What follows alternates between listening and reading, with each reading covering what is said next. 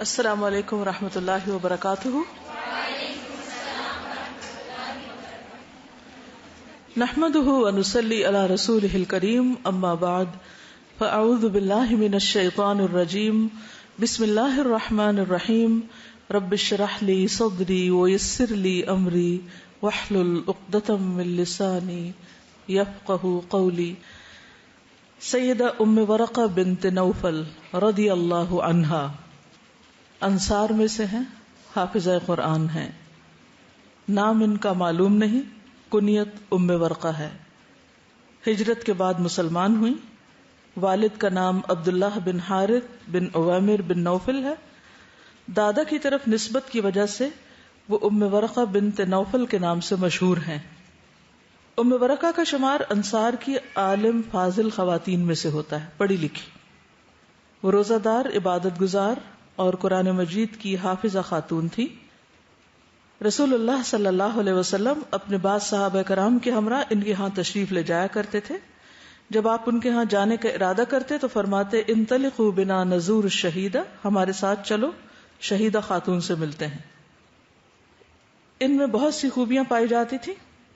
جب انہوں نے رسول اللہ صلی اللہ علیہ وسلم سے مطالبہ کیا کہ ان کے لیے ایک مؤذن متعین کر دیں، یعنی جو اذان دے، تو آپ صلی اللہ علیہ وسلم نے ان کا یہ مطالبہ پورا کر دیا، اور رسول اللہ صلی اللہ علیہ وسلم نے سیدہ ام ورقہ کو یہ اجازت عطا کر دی کہ وہ اپنے گھر میں عورتوں کو باجماعت نماز پڑھا سکتی ہیں۔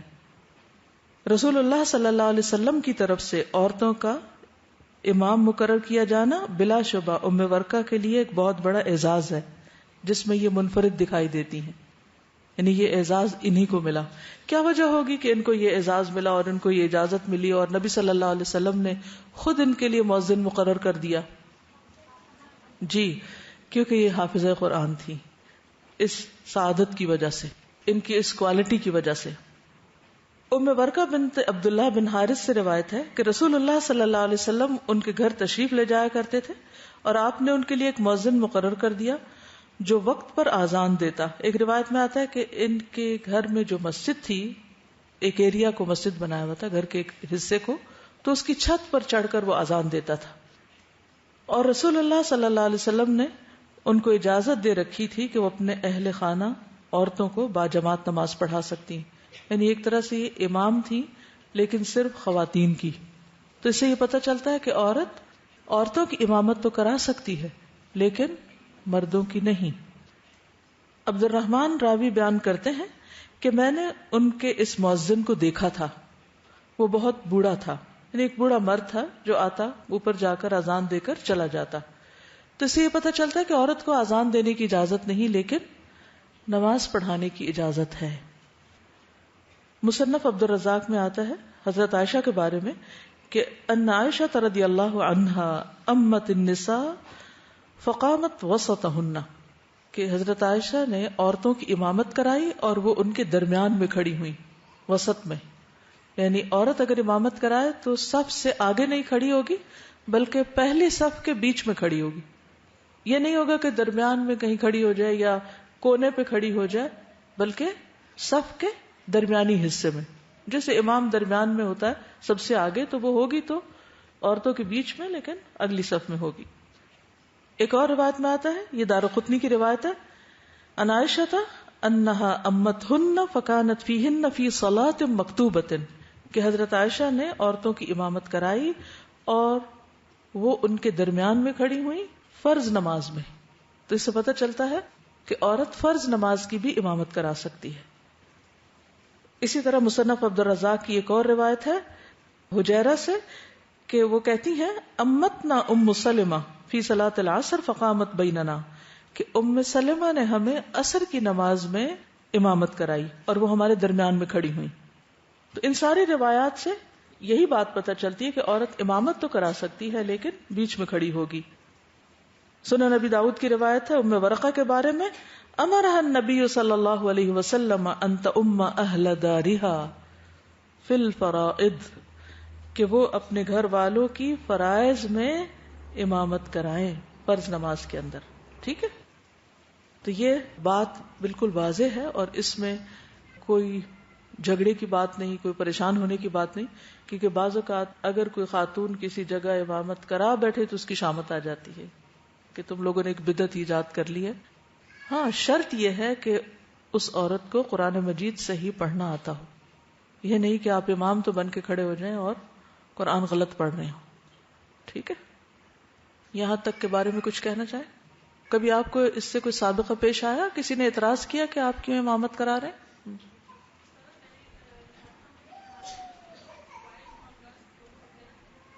جو بھی ہو، نماز تو نماز ہے. اگر وہ فرض نماز ہے تو اس میں آپ ایسا نہیں کر سکتی، سکھانے کے لیے بھی نہیں کر سکتی کہ لڑکے آگے کھڑے ہوں اور آپ پیچھے کھڑی ہوں اور آپ نماز پڑھا رہی ہوں. آپ ان میں سے ایک لڑکے کو تیار کر لیں جو امامت کرائے اور وہ سکھائے. ٹھیک ہے، یعنی یہ نہیں کیا جا سکتا کہ ایک خاتون ٹیچر بچوں کو نماز سکھانے کے لیے ان کی امامت کرائے، وہ لڑکیوں کے بیچ میں کھڑی ہو جائے جبکہ اگلی صف میں لڑکے کھڑے ہوں. یہ نہیں کیا جا سکتا، خصوصاً اگر وہ فرض نماز ہو اور وقت کی نماز ہو. ٹھیک ہے. سر میں تراویاں کرواتی تھی اپنے گھر میں ہی، تو کافی لوگ آتے تھے شروع میں تو، لیکن اب 5-6 سال ہو گئے میں گھر میں کرواتی ہوں لیکن کوئی آتا ہی نہیں ہے. سارے کہتے ہیں کہ عورت کی امامت ہے ہی نہیں، لیکن میں آپ کرواتی ان کو تھی یہ لیکن اب نہیں کتاب سے یہ حدیث پڑھا دیں جو باقی میں نے کوٹ کی ہیں، وہ آپ ویسے لے سکتی ہیں. ٹھیک ہے. اور اگر کوئی نہ بھی پڑھنے آئے اور وہ کہیں اور جا رہا ہو تو وہ اپنی خوشی سے جہاں بھی چاہے جائے، آپ کو اس پر ناراض نہیں ہونا چاہیے. لیکن آپ کو خود کانفیڈینس لوز نہیں کرنا چاہیے کہ ہم شاید غلط کر رہے ہیں اور شاید نماز ہی نہ ہو رہی ہو ہماری، ہم کیوں امامت کرا رہے ہیں. تو اس میں کوئی شک نہیں. حضرت ام ورقہ نے کی، حضرت عائشہ نے کی، حضرت ام سلمہ نے کی، لیکن شرائط اس کی پوری کی جائے. جی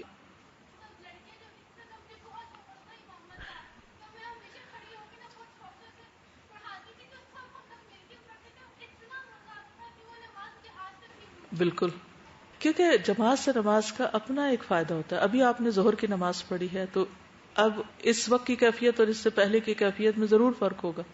نماز کا ویسے اپنا ایک اثر ہوتا ہے، اس کی ایک روحانیت ہوتی ہے، لیکن اکٹھے نماز پڑھنے کا اپنا ہی ایک لطف ہے.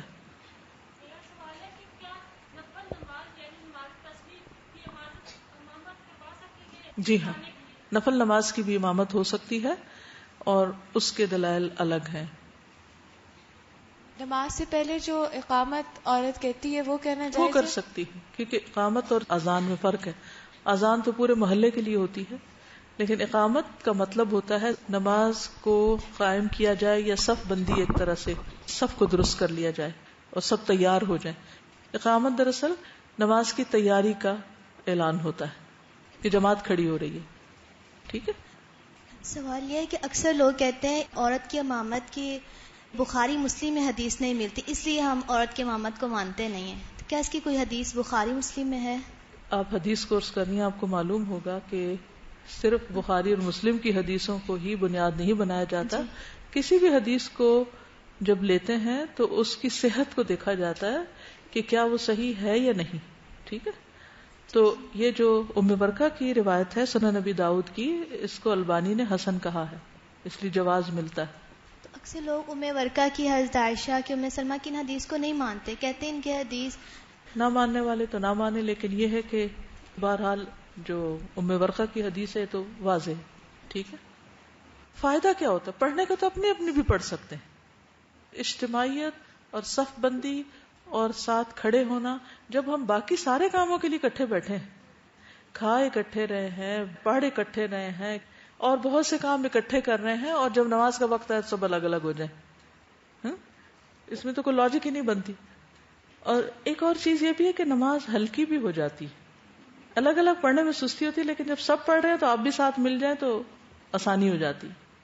اور نماز دعوت و تبلیغ کا ایک بہت بڑا ٹول بھی ہے، یعنی جب آپ اکٹھے خصوصاً پڑھتے ہیں تو اس کا ایک روب ہوتا ہے.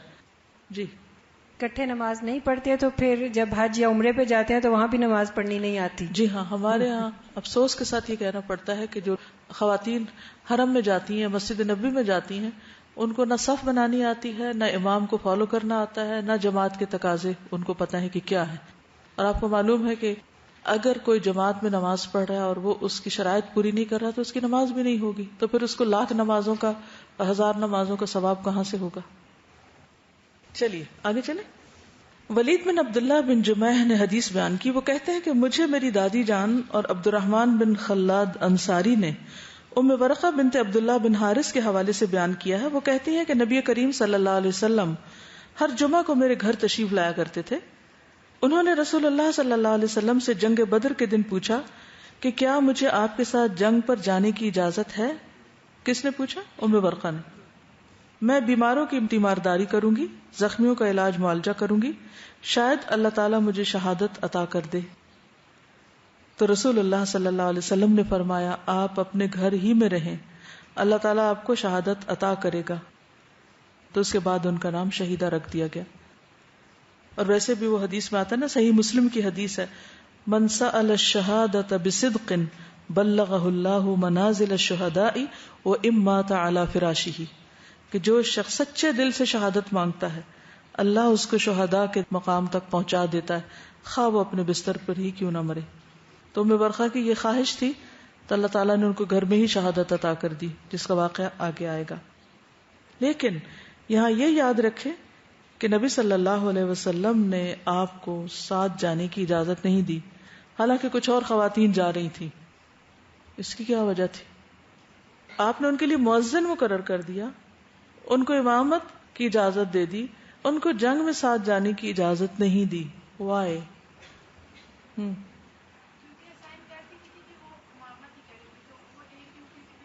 ان کو ایک الگ ڈیوٹی ملی تھی. اس لیے اصل بات یہ ہے کہ نبی صلی اللہ علیہ وسلم بہت مواقع پر آپ کا یہ طرز عمل ہمیں ملتا ہے کہ ایک شخص کو ایک کام کی اجازت دیتے ہیں، دوسرے کو نہیں دیتے اسی کام کی.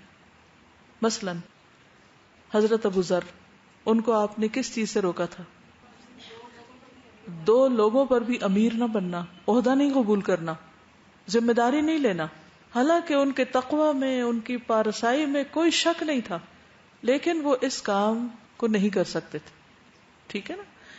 تو اسی طرح ام ورقہ قرآن کی حافظ تو ہو سکتی تھی، لیکن ضروری نہیں کہ وہ میدان جنگ میں جا کر بھی کام کر سکیں، ڈاکٹر بن کے یا نرس بن کے یا کسی اور کیپیسٹی میں. دوسری طرف حضرت رفیدہ کو آپ نے اجازت دی. تو ہر شخص کو اللہ تعالیٰ نے مختلف صلاحیتوں کے ساتھ پیدا کیا ہے.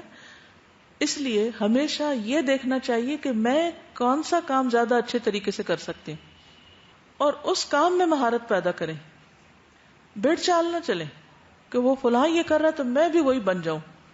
وَلَا تَتَمَنَّوْا مَا فَضَّلَ اللَّهُ بِهِ بَعْضَكُمْ عَلَى بَعْضٍ، اس چیز کی تمنا نہ کرو جو اللہ نے تم میں سے بعض کو بعض پر فضیلت عطا کی ہے. ٹھیک ہے؟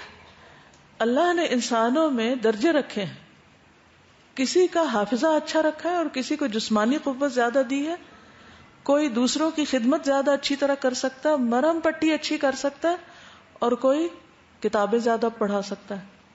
کم ہی لوگ ایسے ہوتے ہیں کہ جو دونوں کام بہت اچھی طرح کر سکیں. ایسے بھی ہوتے ہیں جو ملٹی ٹاسکنگ کر سکتے ہیں. کچھ لوگ ملٹی ٹاسکنگ نہیں کر سکتے، اس کے اہل نہیں ہوتے، تو انہیں پھر اس پر پریشان نہیں ہونا چاہیے یا اس پر برا نہیں ماننا چاہیے.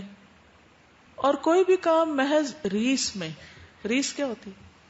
مجھے اس کا اردو لفظ نہیں آتا. ریس کا اردو بتائیے، ریس کی انگریزی بتا دیجیے. مقابلہ تو مقابلہ ہوتا ہے، دیکھا دیکھی. چلیے دیکھیں، ہر زبان میں کچھ ایسے الفاظ ہوتے ہیں جو اتنا بہترین معنی ادا کرتے ہیں جو دوسری زبان میں ادا نہیں ہوتا. لیکن سمجھ تو آ گئی نا مطلب کیا ریس کا. تو ہم میں سے بہت سے لوگ صرف ریس میں کام کرتے ہیں، وہ کر رہا ہے تو میں نے بھی کرنا ہے.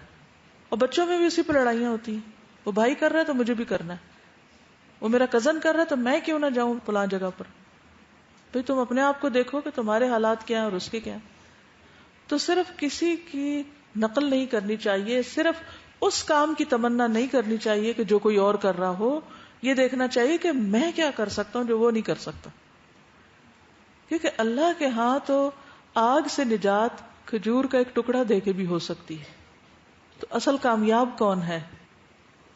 بڑے بڑے کام کرنے والے، بڑے بڑے کارنامے کرنے والے، یا من زحزح عن النار وادخل الجنة فقد فاز، جو آگ سے بچا لیا گیا اور جنت میں داخل کر دیا گیا وہ کامیاب ہو گیا. تو ہمارا مطمع نظر کیا ہونا چاہیے؟ آخرت کی کامیابی. اور اس کے لیے صرف ایک ہی راستہ نہیں ہوتا. ٹھیک ہے آپ کے دل میں ایک شوق ہو سکتا ہے کہ میں شہید ہوں، آپ کے دل میں شوق ہو سکتا ہے کہ میں عالم بن جاؤں، کچھ لوگوں کو یہ شوق ہوگا کہ میں حافظ قرآن بن جاؤں، آیت ان سے ایک یاد نہیں ہوتی، ہوتا نا ایسے. اب ان کے دل میں ایک بڑی تڑپ ہے کہ حافظ بن جائے. تو اب اگر ان کی تڑپ سچی ہے نا، واقعی سچی ہے، اور وہ روتے ہیں اس کے لیے، تو اللہ تعالیٰ شاید ان کو حافظوں جیسا اجر بھی دے دے. لیکن انہیں حافظوں سے جیلس نہیں ہونا چاہیے. کچھ لوگ جب ایک چیز کو پا نہیں سکتے تو اس سے حسد کرنے لگتے ہیں، اور حسد اتنی بری بیماری ہے کہ جو بڑے بڑوں کو لے ڈوبتی ہے، اور اس سے بچنا بھی سب سے مشکل کام ہے. اور اتنی تکلیف دہ چیز ہے کہ جو قریب ترین رشتوں میں پائی جاتی، بھائیوں میں جیسے اخوانی یوسف ہے، حابیل اور قابیل میں، اور ابلیس جیسے عبادت گزاروں میں. تو دیندار بھی اس سے نہیں بچے ہوئے ہوتے. تو انسان کو جو اللہ نے دیا ہے ان نعمتوں پر شکر گزار ہونا چاہیے، اور ان پر راضی ہو کر انہیں اچھے کام میں لانا چاہیے. اور جو چیزیں آپ کو اچھی لگتی ہیں نا زندگی میں، دنیا میں، تو بجائے اس کے کہ حرام حلال طریقوں سے انہیں حاصل کرنے کی کوشش کریں، اس کے لیے کیا کریں؟ اللہ سے دعا کریں کہ اللہ تو نے جنت بنائی ہے نا، اگر آج نہیں ملا تو وہاں دے دینا، وہاں تو ساری خواہشیں پوری ہوں گی. وَلَكُمْ فِيهَا مَا تَشْتَهِي أَنفُسُكُمْ وَلَكُمْ فِيهَا مَا تَدَّعُونَ. وہاں وہ سب کچھ مل جائے گا جس کی تمہیں خواہش ہے، تمنا ہے، اور جس کی تم طلب رکھتے ہو. تو اس لیے اگر یہاں کچھ نہیں ملا تو اس میں پریشان ہو کر زندگی گزارنے کی ضرورت نہیں. خوش رہیں، آگے کی تمنا رکھیں، اچھے اچھے کام کریں جو آپ کرنے کے قابل ہیں، اور دوسروں کو جو ملا ہے اس پر پریشان نہ ہو، اس کی جلن کڑن دل میں نہ رکھیں. وَلَا تَتَمَنَّوْا مَا فَضَّلَ اللَّهُ بِهِ بَعْضَكُمْ عَلَى بَعْضٍ. تو بہرحال ام ورقہ کو آپ صلی اللہ علیہ وسلم نے میدان جنگ میں جانے کی اجازت نہیں دی، لیکن اس کے برعکس ام ورقہ نے اپنی صلاحیتوں سے بھرپور فائدہ اٹھایا. ہمارا حال یہ ہوتا ہے کہ جب ہمیں ایک کام کرنے کا موقع نہیں ملتا یا ایک نیکی نہیں کر پاتے تو ہم اسی کے افسوس میں اپنی باقی صلاحیتیں بھی گنوا دیتے ہیں اور باقی بھی کچھ نہیں کرتے. ڈاکٹر نہیں بن سکے تو کیا کرتے ہیں؟ کچھ اور بھی نہیں بنتے. پھر بننا ہے تو ڈاکٹر ہی بننا ہے، نہیں بن سکے تو کچھ نہیں کرنا. یہ ایٹیٹیوڈ بہت نقصان دہ ہوتا ہے. وہ ڈاکٹر نہیں بن سکے، نرس بن جائیے، کیا ہوا؟ مریضوں کی خدمت آپ کا شوق تھا نا، تو نرس بن کے تو زیادہ خدمت ہوگی، انسانیت کی زیادہ ہمدردی ہوگی کہ وہ مریض جن کو ان کے گھر والے بھی نہیں سنبھالتے ان کو آپ سنبھال رہے ہیں. وہ میدان بھی آپ نے دوسروں کو دے دیا جس سے وہ اپنے دین کی تبلیغ کرتے ہیں. اس لیے انسان کی اصل جو فکر ہے وہ یہ ہونی چاہیے کہ آگ سے بچ جاؤں، بس کسی طرح اس سے بچ جاؤں. کوئی نیکی کا کام کر لوں، چھوٹا ہو بڑا ہو، چھپا ہو کھلا ہو، ظاہر ہو غائب ہو، بس وہ مل جائے، وہ مقصد پورا ہو جائے. اب ام ورقہ نے کیا کیا؟ وہ راتوں کو قرآن پڑھتی تھی کیونکہ قرآن والے راتوں کو جاگتے ہیں. سیدنا عمر بن خطاب نماز فجر کے لیے جاتے ہوئے ام ورقہ کے گھر کے پاس سے گزرتے تو ان کی تلاوت سن کر خوش ہو جاتے اور فرماتے یہ ام ورقہ کی آواز ہے. یعنی جب وہ گھر میں رات کے آخری حصے میں تہجد کے وقت بلند آواز سے تلاوت کرتی، جو زبانی یاد تھا قرآن مجید وہ پڑھتی، تو اس سے حضرت عمر بھی رشک کرتے اور کہتے کہ اے خالہ جان تجھے رات کا قیام مبارک ہو. یعنی قسمت والوں کو یہ نصیب ہوتا ہے کہ وہ قیام کے لیے اٹھ بھی سکیں اور پھر وہ قرآن بھی اچھی آواز میں بلند آواز میں پڑھ سکیں. تو یہ حضرت عمر کا ایک معمول تھا کہ جب بھی وہ مسجد جاتے تو ام ورقہ کو تلاوت کرتے پاتے، جب واپس آتے تو ام ورقہ کی تلاوت کی آواز سنتے، اور یہ روزانہ کا معمول تھا. بعض صحابہ ام ورقہ کی ملاقات کے لیے ان کے ہاں جاتے تو کہتے اے ام ورقہ کیا تم جانتی ہو کہ تمہارے بارے میں رسول اللہ صلی اللہ علیہ وسلم کیا فرماتے ہیں؟ انہوں نے کہا کہ نہیں، مجھے تو نہیں علم. اللہ کی قسم مجھے بتاؤ کہ رسول اللہ صلی اللہ علیہ وسلم کا میرے بارے میں کیا ارشاد ہے. انہوں نے کہا کہ آپ نے ہم سے فرمایا حیا بنا الی بیت الشہیدہ، ہمارے ساتھ شہیدہ کے گھر چلو. یہ سن کر ام ورقہ کا دل خوش ہو جاتا ہے اور وہ اپنے آپ کو دنیا کی خوش قسمت انسان سمجھتی ہیں. اب یہ خوشخبری جو آپ نے ان کے بارے میں دی تھی اس کے پورا ہونے کا وقت آ گیا. ام ورقہ نے گھر کے کام کاج نپٹانے کے لیے ایک غلام اور ایک کنیز کی خدمات حاصل کر رکھی تھی. سب گھریلو معاملات بخوبی انجام پا رہے تھے. ام ورقہ ان دونوں کی خاطر مدارت بہت اچھے انداز سے کرتی، یعنی ان کی کیئر کرتی، ان کا خیال رکھتی تھی. انہیں فیاضی کے ساتھ خرچ دیتی، ان کی عزت و تکریم کرتی. وہ دونوں بھی پوری محنت اور دیانتداری کے ساتھ خدمات انجام دیتے، فرائض کی ادائیگی میں کوئی کسر اٹھا نہ رکھتے. سموئیل نامی شاعر کہتا ہے اذا المرء لم يدنس من اللؤوم ارضه فكل رداء يرتديه جمیل. جب انسان کی عزت کو کمینگی داغدار نہ کرے، یعنی اس کے اخلاق اچھے ہوں، تو جو چادر بھی وہ زیب تن کرے گا خوبصورت لگے گی. کپڑا کوئی بھی اس نے پہنا ہوا ہو، اصل خوبصورتی اخلاق سے ہوتی ہے. متنبی کہتا ہے اذا انت اکرمت الکریم ملکتہ واذا انت اکرمت اللئیم تمردا. جب تم کسی شریف انسان کی عزت کرو گے تو تم اسے گرویدہ کر لو گے، اور جب تم کسی کمینے انسان کی عزت کرو گے تو وہ اور سرکش ہو جائے گا. بعض لوگ آپ کا احسان مانتے ہیں اور بعض لوگ نہیں مانتے. تو بہرحال اب یہ اتنی شفیق، رحیم، عبادت گزار اور بہترین کردار کی مالک خاتون تھی کہ انہوں نے جن کو اپنی خدمت کے لیے رکھا ہوا تھا ان سے یہ وعدہ کیا کہ میرے مرنے کے بعد تم آزاد ہوگے. تو انہوں نے انہی کو مار ڈالا تاکہ وہ آزاد ہو سکیں. عربی کا ایک محاورہ ہے اتقی شر من احسنت الیہ. اس شخص کے شر سے بچو جس پر تمہارا احسان ہو، جس سے تم احسان کرتے ہو. یعنی اگر کسی شخص کے ساتھ تم نے احسان کیا ہے اور پھر وہ احسان کا بدلہ احسان کی شکل میں دینے کی بجائے شر کی شکل میں دے، تو ایسے بندے سے بچ کے رہو، احتیاط برتو. قرآن مجید میں آتا ہے نا هل جزاء الاحسان الا الاحسان. لیکن کچھ لوگ اتنے بدبخت ہوتے ہیں کہ وہ احسان کو احسان مانتے ہی نہیں، سمجھتے ہی نہیں، اور محسن کے شکر گزار ہونے کے بجائے الٹا اسی کے خلاف سازشیں شروع کر دیتے ہیں.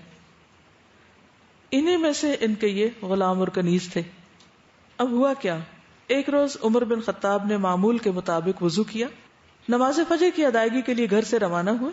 جب آپ سیدہ ام ورقہ کے دروازے کے سامنے سے گزرے تو آپ کو آواز سنائی نہ دی. انہوں نے کان لگا کر سننے کی کوشش کی لیکن کوئی آہٹ محسوس نہیں ہوئی. دوبارہ سننے کی کوشش کی، کچھ سنائی نہیں دیا. عمر بن خطاب کے دل میں شک پیدا ہوا کہ کہیں کوئی حادثہ پیش نہ آ گیا، کیونکہ مکمل خاموشی خلاف معمول تھی. کیونکہ وہ روزانہ مسجد جاتے اور آتے وہ ان کی آواز سنا کرتے تھے، لیکن آج خاموشی تھی. اب انہوں نے جا کر مسجد نبوی میں نماز پڑھائی، اور پھر صحابہ نے جب ان کو پریشان دیکھا تو حضرت عمر نے ان کو بتایا کہ آج ام ورقہ کی آواز سنائی نہیں دی، اللہ خیر کرے کہیں کوئی حادثہ پیش نہ آیا، تو میرے ساتھ اس کے گھر چلو تاکہ ہم صحیح صورتحال معلوم کریں. جب صحابہ کرام ام ورقہ کے گھر پہنچے تو عمر بن خطاب نے آگے بڑھ کر دروازے پہ دستک دیتے ہوئے آواز دی کہ ام ورقہ تم کہاں ہو، لیکن کوئی جواب دینے والا نہ تھا. شاید اکیلی رہا کرتی تھی انہیں غلام کنیز کے ساتھ.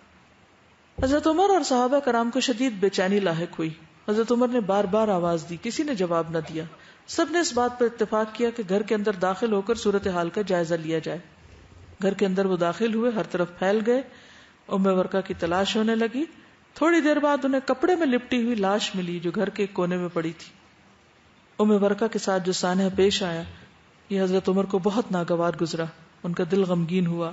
یہ وہ خاتون تھی جن کے ساتھ خواتین کی امامت ختم ہو گئی.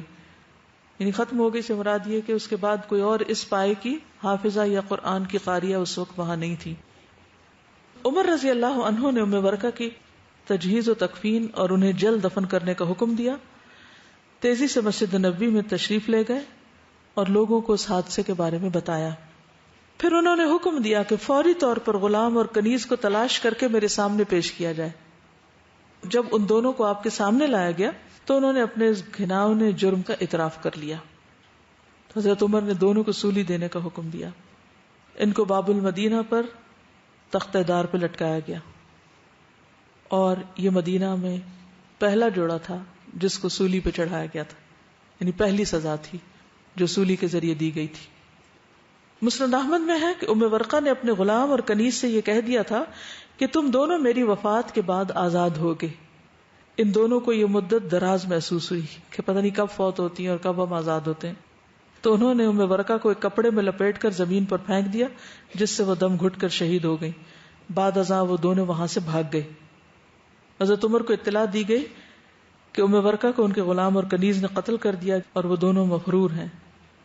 تو عمر بن خطاب نے لوگوں میں کھڑے ہو کر فرمایا کہ رسول اللہ صلی اللہ علیہ وسلم ام ورقہ کے پاس جاتے ہوئے اپنے صحابہ سے فرماتے انطلقوا نزور الشہیدہ، چلو شہیدہ کی زیارت کرتے ہیں، یعنی اس کے پاس جاتے ہیں. تو بہرحال چونکہ ان کی خواہش سچی تھی تو اللہ تعالیٰ نے ان کو اس طریقے پر شہادت عطا کر دی. قرآن پاک میں اللہ تعالیٰ انصار اور سابقین فی الایمان کے بارے میں فرماتے ہیں والسابقون الاولون من المہاجرین والانصار والذین اتبعوهم بإحسان رضی اللہ عنہم ورضوا عنہ وأعد لهم جنات تجری تحتها الانہار خالدین فیہا ابدا ذلک الفوز العظیم.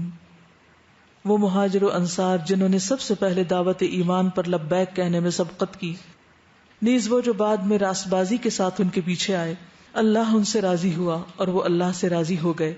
اللہ نے ان کے لیے ایسے باغ تیار کر رکھے ہیں جن کے نیچے نہریں بہتی ہوں گی، وہ ان میں ہمیشہ رہیں گے. یہی عظیم الشان کامیابی ہے. اللہ تعالیٰ ام ورقہ کو اپنی رحمت سے نوازے، انہیں اپنے ہاں جنت الفردوس میں مہمان نوازی کے اعزاز سے سرفراز فرمائے اور انہیں اپنی خوشنودی سے شاد کام کرے. آمین یا رب العالمین. اب آپ کچھ کہنا چاہیں، سیکھا کیا آپ نے اس کہانی سے؟ وہی بات ہے نا کہ ہمیں کس چیز کی پرمیشن نہ ملے تو ہم لوگ اس پہ موڈ بنا کے بیٹھ جاتے ہیں، اگلے کام ہی نہیں کرتے. بٹ شی واز لائک کہ انہوں نے آلٹرنیٹ نکالا، اچھا میں یہ نہیں کر سکتی، میں یہ کر لیتی ہوں، I can do this thing better. تو یہ سب سے اچھی بات تھی ان کی. عام طور پہ ہم دیکھتے ہیں کہ کوئی ایک شخص ایک فیلڈ میں کامیاب ہو گیا اور اس کو اس سے بہت فائدہ ہوا ہے اس فیلڈ میں جانے کا، تو آنکھیں بند کر کے اپنے لیے اس فیلڈ کا انتخاب کر لیتے ہیں، خواہ ہم اس کے اہل ہوں یا نہ ہوں، اور خود سے نہیں سوچتے کہ کیا کرنا چاہیے. جی ابھی جو آپ نے بات کی نا کہ اگر کوئی چیز آپ کو دنیا میں نہیں جیسے مل سکتی ہے تو اس کے لیے جیسے آپ نے بتایا نا کہ اس کی خواہش کریں کہ وہ جنت میں مل جائے. بہت سے ایسے کام ہوتے ہیں کہ جو ہم ابھی دنیا میں نہیں کر سکتے ہیں، اور انہوں نے خواہش ظاہر کی تھی کہ میں شہید ہونا چاہتی ہوں، تو وہ سچی خواہش اور سچی طلب ان کو دنیا میں بھی مل گئی اور آخرت میں بھی وہی درجہ ان کو ملا. میں نے یہ سیکھا کہ مطلب اپنی صلاحیتوں کو تلاش کرنا چاہیے اور جی، دیکھنا چاہیے اور میں صحیح کیا استعمال بھی کرنا چاہیے اور محنت کرنی چاہیے اس پر، اور دوام بھی اختیار کرنا چاہیے. دیکھیے کہ اگر وہ روزانہ قرآن نہیں پڑھتی، کبھی پڑھ لیتی کبھی نہ پڑھتی، تو حضرت عمر کو بھی کیا فکر ہوتی. جب ایک انسان مسلسل کوئی کام کرتا ہے، کسی بیماری کی وجہ سے اگر وہ نہیں کر پاتا تو بھی اس کے لیے اجر لکھ لیا جاتا ہے، اگر سفر میں ہو یا بیمار ہو. اور السلام علیکم. میں یہ کہنا چاہ رہی تھی کہ جیسے کیپیبلٹیز کی بات ہوئی تو مجھے ہمیشہ سے لگتا تھا کہ میں ایکسپلین بہت اچھا کر سکتی ہوں، تو میں نے ایک ایم رکھا ہوا تھا کہ میں نے ٹیچنگ میں جانا ہے. مجھے میرے ملنے والوں نے اتنا کہا نہیں تم کیپیبل ہو، تم ڈاکٹر بنو، اور میں کہتی ہوتی تھی جواب میں کہ کیپیبلٹی یہ نہیں ہے کہ میں ڈاکٹر بنوں، اگر میں ٹیچر بن کے زیادہ دین کا کام کر سکتی ہوں، دنیا کا کام کر سکتی ہوں، تو اس میں کیا حرج ہے. لیکن جب میں نے ایف ایس سی کا ایگزام دیا تو اس کے بعد آپ کنفیوز بھی ہو جاتے ہو، ایک پیئر پریشر، ایک سوسائٹی پریشر سے آپ اتنے کنفیوز ہو جاتے ہو. تو میں اللہ تعالیٰ سے مسلسل یہی دعا کرتی رہی کہ اللہ تعالیٰ پلیز دین دنیا کے لحاظ سے جو میرے حق میں بہتر ہے وہ کر دیں. اور اللہ کا اتنا فضل ہوا کہ میرا ایگریگیٹ ہی اتنا نہیں بنا کہ میں جا سکے، اور اللہ تعالیٰ نے مجھے یہاں بھیج دیا. میں اب تک اتنا شکر ادا کرتی ہوں کہ مجھے ایف ایس سی کے بعد جس وقت آپ کا مائنڈ تھنکنگ بھی آپ کی اسٹرانگ ہوتی ہے اور آپ چیزوں کے اوپر غور و فکر، واقعی آپ نے سائنس پڑھی ہو اور آپ کو اس طرح انٹرسٹ بھی ہوتا ہے، تو اتنے اچھے موقع پر اللہ تعالیٰ نے مجھے دین پڑھنے کی توفیق دے دی، اور وہ بھی پورا 1 سال ڈیڈیکیٹ کر کے. اس کو مجھے وقتی طور پہ پریشانی ہوئی لیکن الحمدللہ. تو دعا کریں دین دنیا کی خیر کی سارے، تو ضرور اچھا وہ ہوتا ہے. بالکل، کیونکہ کامیابی کوئی خاص چیز بن جانے کا نام نہیں ہے. ہم نے کامیاب ہونے کو ایک خاص طریقے سے ڈیفائن کر رکھا ہے کہ جو اس شیشے میں فٹ ہوگا بس وہ کامیاب ہے، اور اس کے علاوہ سب ناکام ہے. شاید یہ ضروری نہیں، اور اصل کامیاب تو وہ ہے جو اللہ کے ہاں کامیاب ہے. ابھی جو بات ہے نا کیپیبلٹیز کی اور اس طرح، تو مجھے ایسا لگتا ہے کہ ہر انسان کے اندر کوئی نہ کوئی ایک چیز یا ایک صلاحیت ایسی ہوتی ہے جو کسی دوسرے انسان کے اندر موجود نہیں ہوتی. بالکل. لیکن پرابلم یہ ہوتی ہے کہ ہم دوسروں کی دیکھا دیکھی اپنے اس باسکٹ کو اتنا بھر لیتے ہیں نا کہ ہم جس کام میں اچھے ہوتے ہیں وہ بھی نہیں کر پاتے اور اس سے بھی رہ جاتے ہیں. اور دوسری جو چیز ہوتی ہے کہ کوئی ہمیں کچھ کہہ دے کسی کام کو تو ہمیں انکار کرنا نہیں آتا اگر ہم نہ کر سکیں، تو ہم کہتے ہیں ہاں جی ہم کر لیں گے، اور ہوتا یہ ہے کہ ادھر بھی پھنسے رہتے ہیں اور ادھر بھی پھنسے رہتے ہیں اور کوئی کام سیکھ کے کر بھی نہیں پاتا. بالکل. بعض دفعہ ہم ارادہ کرتے ہیں کچھ اچھے کام کرنے کا یا کسی پہ احسان کرنے کا، تو اس کو اگر ایکسپلین اتنا نہیں کیا جائے یا بندے کو دیکھ کے بات کو شیئر کیا جائے تو بہتر ہوتا ہے. جیسے انہوں نے پہلے ہی اپنی خواہش کا اظہار اپنے ملازمین سے کر دیا تھا، اور وہ اس کیریکٹر کے نہیں تھے کہ اس کو کنٹین کر سکتے.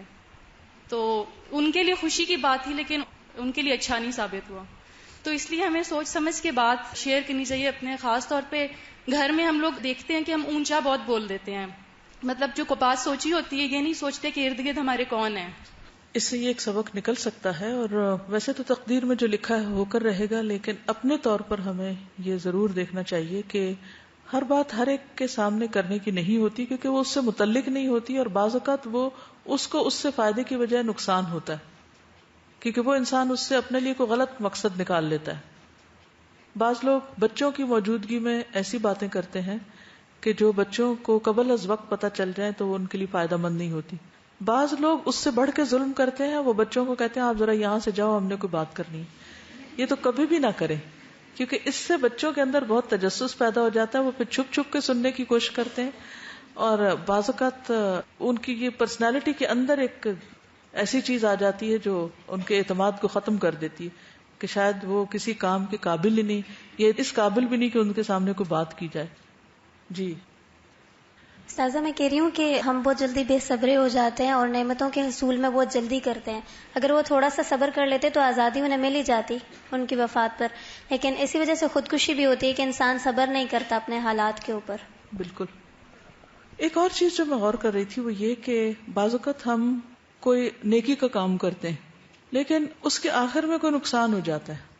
اب مثلا اگر ہمارے شہر میں یہ حادثہ ہوتا تو لوگ کیا کہتے، کیا فائدہ ہوا قرآن پڑھنے کا، اتنے تہجد پڑھنے کا کیا فائدہ ہوا، اپنے گھر والوں نے وفا نہیں کی، انہوں نے مار ڈالا.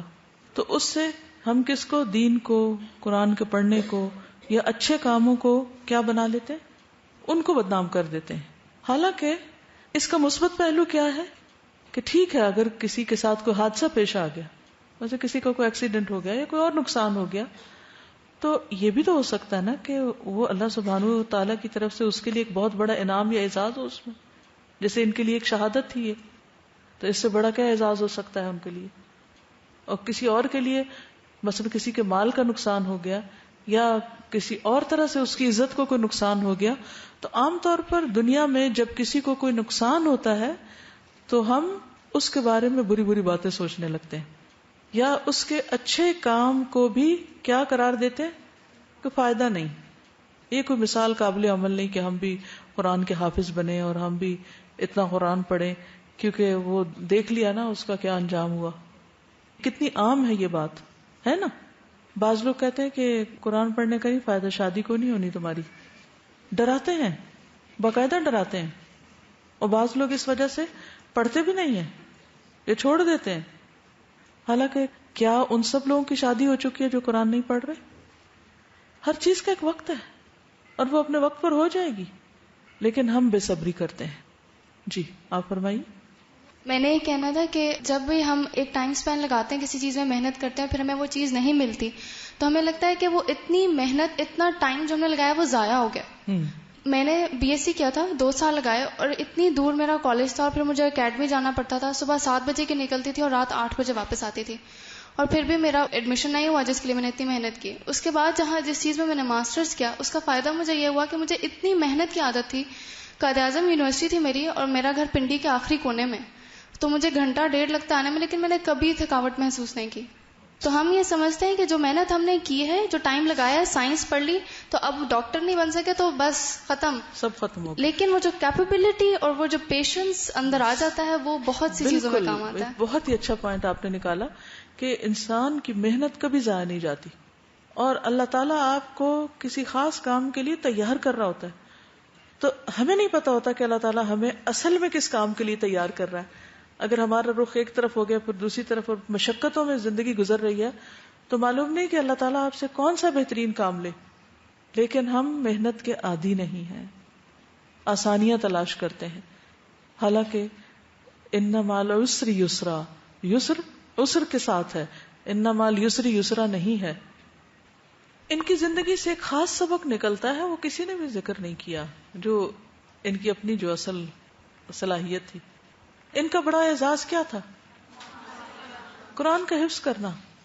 اور یہ کسی کی ریس میں نہیں تھا، اب تو ہم کس لیے کر یا کروا لیتے اپنے بچوں کو کہ وہ بہن کے بچے نے حفظ کر لیا تو میرے بچے کو بھی کرنا چاہیے، یہ نیت ہے، جبکہ یہ نیت درست نہیں ہے. کوئی بھی کام ہو اللہ کی رضا کے لیے، اور ہر چیز اس کا الگ حق اور خالص نیت کے ساتھ وہ ہو. اب یہاں پر آپ دیکھیے کہ انہوں نے مدینہ میں اس وقت قرآن حفظ کیا ہے یا اس وقت یہ اس کو ضبط کر رہی ہیں یا اس کو پڑھنے میں لگی ہوئی ہیں کہ جب یہ عام رواج نہیں تھا اتنا.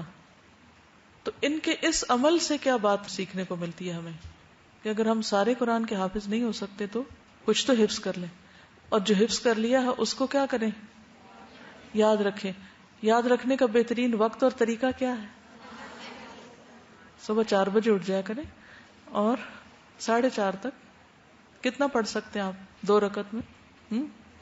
4:45 فجر ہو رہی ہے نا، چلے 4 بجے آپ اٹھے، 4:15 تک آپ نے شروع کر دی نماز. آدھے گھنٹے میں کم از کم کتنا قرآن مجید پڑھ سکتے ہیں آپ نماز میں؟